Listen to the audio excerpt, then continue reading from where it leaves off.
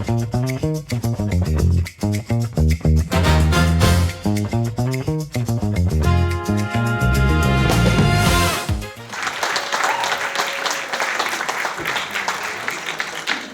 you, Aaron. So my books. The first one was called A Complete Whiskey Course, a Comprehensive Tasting School in 10 Classes. The second book was called The History of Whiskey in 100 Bottles, Barrels, and More, because I don't like short titles on books. I'm going to take you through a very, very brief history of whiskey in 3 M's. It's the machines that make whiskey, the medicine that came out of the machines, and the marketing that got it to you. And the first thing we're going to do is we're going to take a long, long trip back into our earliest ancestors. Because what they started with was this bowl. And then eventually it grew into a pot. Now this isn't whiskey, this is the idea of whiskey. Because what happens there is they're putting disparate things inside of that pot and getting something brand new out of it. I'm going to put some herbs, some seeds in there, some water, and I'm going to get a balm or maybe an elixir. I'm going to put some fat and some meat and maybe some fish in there and some water, and I'm going to get a stew. It's this idea of what we now look at as a bourbon mash bill starts right there. But then they realized over time that all of the cooking we're doing in this pot is actually allowing these vapors to go into the air. We have to capture those vapors, because there's something in those vapors that we really need besides just what we can scoop out of the pot. And so thousands of years later, because technology doesn't move that quickly, they put a pot on top of another pot.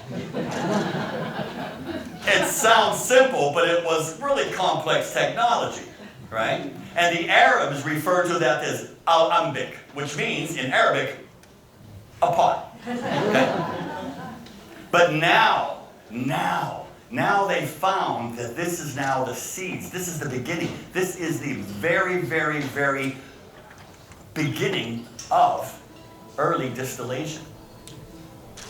And the whole idea of distillation is 3 separate processes that put together create something brand new. The first process, of course, is to heat something. Yeah, got it? To heat something. The second process is to separate through that heating. And the third process is to capture. Because what we're getting out of that, what results from that, is purification. And purification is the beginning of how whiskey is done, even in our modern alembics today. Where does this come from? How does it start? We'd have to go back to the Egyptian civilizations. The Egyptian civilizations got at that pot, and they would dig minerals out of the ground. They would grind them together. They would add some water. They would add some heat. They would pull out of this black, powdery substance that they would put around their eyes. Thousands of years later, as the Arab culture grew up around that, they referred to that process to blacken as al-kul, in Arabic to blacken, which is where we get the word alcohol from. Now, what was that? That was something called antimony. Antimony was put around their eyes to ward off the effects of desert blindness and river blindness because of the intense rays of the sun. You think that was popular? Yeah. We still use it. Of course, today it's not lead-based like theirs was, but it's a different story. We go thousands of years, and this alembic, this pot on top of another part, transforms things all the way through the Arabic movement up into Southern Europe, all the way through the Middle Ages, into our modern days. And it transforms. It brings new things to us on both sides of the Atlantic and way into the Far East as well. It's distillation, separate, heat, separate, capture, in order to purify, until this happened. This was the mobile phone of distilling. This was the paradigm shift. This was called the coffee still. This was the transformational still, mid-1800s. And this was all about continuous distillation. I can feed anything into that, and I can just keep running that thing forever, and it'll make pure and light whatever that comes out of that. And that changed everything. That brings us to where we're at today. This entire range from moonshine stills to 3-chamber stills to alembics in Armagnac, to massive column stills down there making Jack Daniels and Jim Beam, to the pot stills that are all over the place. This is the machinery of distillation that took that long to get to this point. And that brings us to the next phase, which is medicine.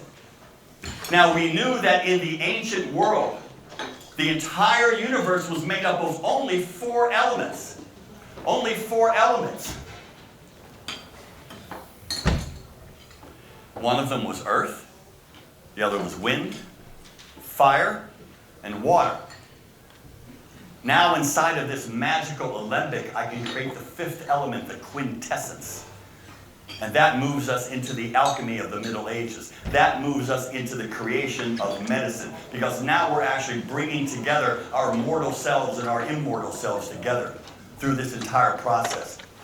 And in the 1300s, a very well-known man named Vital de Four, he was a well-known cleric. Right? He had come up with 40 different uses for what they called fire water, the ague ardente in Latin. It cured everything. Yeah, it keeps on going. It keeps getting better. Yeah, relaxes the tongue and bulbs the mind, huh? Yeah, you got it. But one of the most popular remedies was this. The frequent anointment of a paralyzed member will render it to its normal state. And 85 years later, Charles II of Navarre was suffering from a terrible, terrible, terrible illness. And the monks around him said, okay, we know what to do. We're going to take this ague ardente, this fire water, and we're going to mix it with this herbal mixture. We're going to soak some sheets in it. And we are going to wrap his body in it really tightly. And it's going to cure him, except somebody was smoking nearby, and he burned to death. Which is not a cure that we would agree to today. At all. But the monks held the key because the monks were the doctors, they were the surgeons, they were the pharmacologists. The monasteries were the R&D centers of their day. They were creating the water of life. And in Latin, they referred to it as aqua vitae. When it was in France, it was eau de vie. When it's up into the Balkan areas, it became voda, where we get the word vodka. As it goes up into the Gaelic areas, first the Irish pronounced it as Ishkabeha, water of life. And then the Celtic Scots referred to it as Ushkaba, water of life. And of course the British took both of those and scrunched that down to Ushka. And that's how we get whiskey. And that moves well into the 19th century, the patent medicine craze. We didn't have medicines, we had whiskey. Because we knew that if you rub it on the gums of a teething baby, it's going to actually soothe it. Because it's not just an antiseptic, right? It's an analgesic as well, right? Look, it was endorsed by 37,000 doctors. It was endorsed by clergymen, especially the guys who favored temperance. So it must have been pretty darn good. And it goes on into the 20th century until we come to Prohibition. Now it's illegal to make, sell, and transport whiskey. Does that stop us? No! Because the U.S. government had authorized 6 distilleries to keep creating whiskey for medicinal purposes only. And all you needed was a prescription from your doctor. Yeah.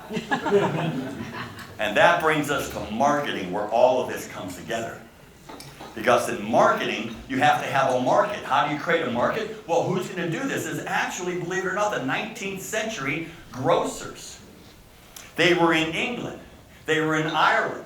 They were in Canada. They were in the United States. They were even in Japan. Grocers, that's right.